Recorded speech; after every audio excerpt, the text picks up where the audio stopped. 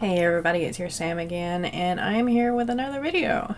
And today I kind of want to talk about creating jobs for your world, for your characters, and making them maybe not realistic per se, but just making them useful. And yeah.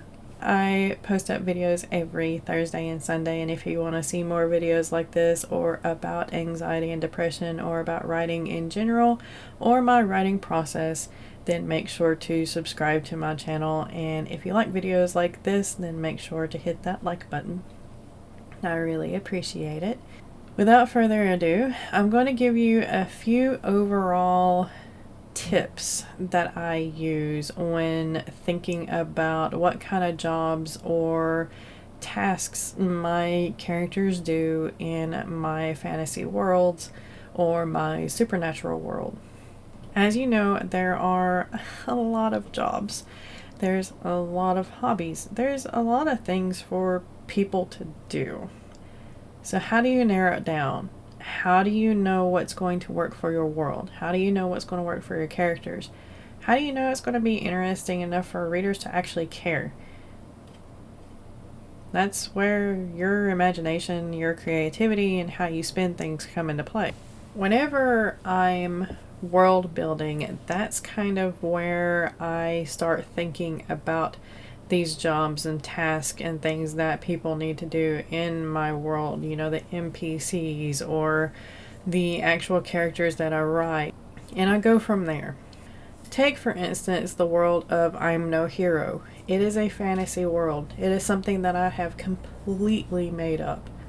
There are mountains, there's lakes, there's rivers, there's oceans, there's plateaus, there's deserts, there's marshes. There's a little bit of everything, just like there is in this world. Granted, I don't have any tundra in there yet, but that's because they don't really go that far north or that far south in the world. Doesn't mean that it doesn't exist. It just doesn't exist. So as I'm building this world and I'm creating a map in my mind, because these characters do travel over the world, I know that there are certain jobs dealing with just the landscape. Whenever I build a particular piece on a map, say a mountain range or something like that, I also go to the side and write down the towns that I want to create there, the jobs that I want to create there, you know, mining camps, aeries, or breeders, or trappers, or something, you know, along those lines. Jobs that kind of rely on there being a mountain there. Ice cutters. You know, just like in Frozen. So yeah. Then you build off of that. You have to have food for your miners, so there needs to be a way for them to get food. There's where merchants come in, or farmers, or bakers, cooks, things like that. Is there going to be a tavern there? They're going to have to release some, you know, pressure or have some beers every now and then. Maybe there is also a doctor. There's an actual doctor's office. What kind of law is there? Is there like a sheriff or somebody who upholds the laws of the land? Are there just city guards who kind of watch out and make sure that nobody gets into trouble or starts any fights and they break everything up on their own without there being kind of like a overall sheriff or somebody over them? What about waste? You know, is there like a waste treatment plant? Is there someone there that basically goes around with a cart and collects horse feces off of the streets and then goes and takes it to the farms for them to use for fertilizer? You know, how are things taken care of and how important is it to that town and to your work?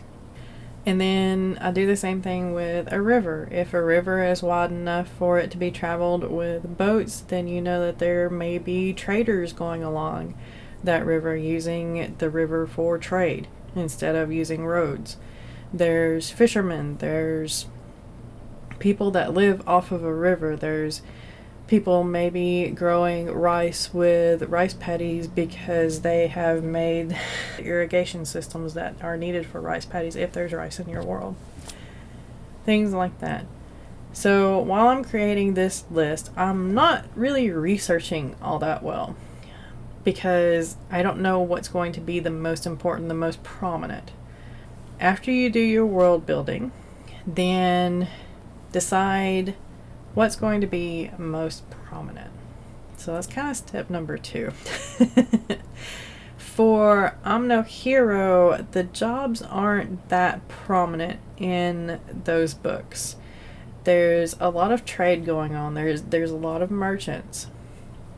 There's royals. There's hunters and trappers. And there's a priest.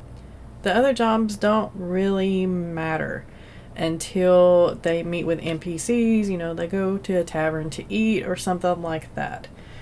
I've done more research on and planning for the jobs of priest, for my hunters and trappers, for my royals, because those are the main characters. I also have a healer, so I've had to decide what kind of healer I need for that main character to be, that secondary character to be, because she plays a large role in the first book. As you're world building, you are also forming in the era, so to speak, like medieval, modern, something like that, and what they will know, their knowledge, their ways of transportation, their ways of trade, the languages, and all that good stuff. So keep that in mind for your jobs as well. But my healer, so to speak, she works mostly with magics. That's just how she works. There are other healers that my team kind of runs into that work with herbals, or they're basically surgeons. They know a lot of anatomy and physiology. They know a little bit about drugs, that are man-made. They know a little bit about herbs and stuff like that. They use what they have. Prominence is going to be a big deal because you don't want to go down a research rabbit hole. You're going to want to write.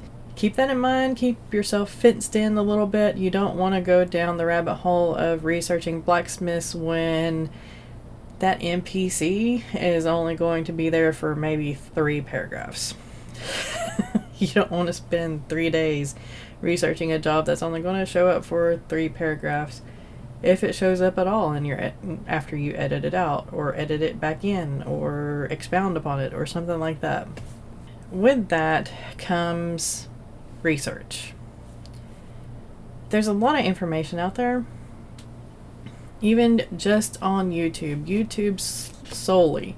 There's videos on plumbers fixing sinks, showing you how to do that. There's videos on electricians showing you how to switch out breakers and things like that. There's a ton of information out there. This is where your world building comes into play, so you can narrow down your research so you're not spending all your time researching that job, so you can get back to writing. If you spend all your time researching, it's not going to get written. I wanted to do this video just as an overall view to see what kind of interest there would be in possibly doing some videos on different jobs that your characters could have based on the era or the type of book that you're writing. My idea honestly was to take the blacksmith, for example. Back in the early days, blacksmiths were a lot more prominent because they shoed horses, they created gates, they created locks and hinges and things like that. If you're more sci-fi, like this is out in space, blacksmiths would still kind of be prominent. They would probably shift more into metalsmiths, I guess, because they would need to help upkeep the ship, help fix it, whenever it got damaged or whatnot. Maybe they have a little bit more electrical knowledge along with the metal smithing. So there's that. I was thinking about doing like different eras. It would be short videos. It'd be like 10-15 minutes long if I did like one job per video for separating out like the different eras, like very beginning and middle, kind of modern age, and then a futuristic kind of aspect. Thoughts? Would you be interested in something like that? I think it would be kind of interesting for me to kind of research, because I've done some research on the jobs that are in I'm No Hero, you know, especially the hunters and trappers and things like that. And it might interest me to do a little bit more research for, say, like a supernatural world or a sci-fi world or something like that to help you guys out. That's all I have for you today. Those kind of 3 little tips on how to create characters with jobs and how to, you know, rein yourself in a little bit. And yeah, let me know in the comments below what you think about, you know, me doing a video series on that. I probably wouldn't start it until January. I kind of have some of my videos planned out a little bit for January so far, but I wanted you guys' feedback on this to see if it would be of interest to you before I planned out more. Anyway, I do live streams every Thursday morning at 9 a.m. Eastern Standard Time as well. I also do live streams with Lauren and Nicole. The links are going to be down below. Every Tuesday at 3 p.m. Eastern Standard Time, where we switch between each other's channels. I write fantasy, supernatural, romance, and dabble a little bit in horror and short stories, so if that interests you, make sure to subscribe. I also talk a little bit about anxiety and depression and overcoming burnout and things that are writerly or writing related. As always, be kind to one another, smile about something today, and keep writing. I'll see you next time.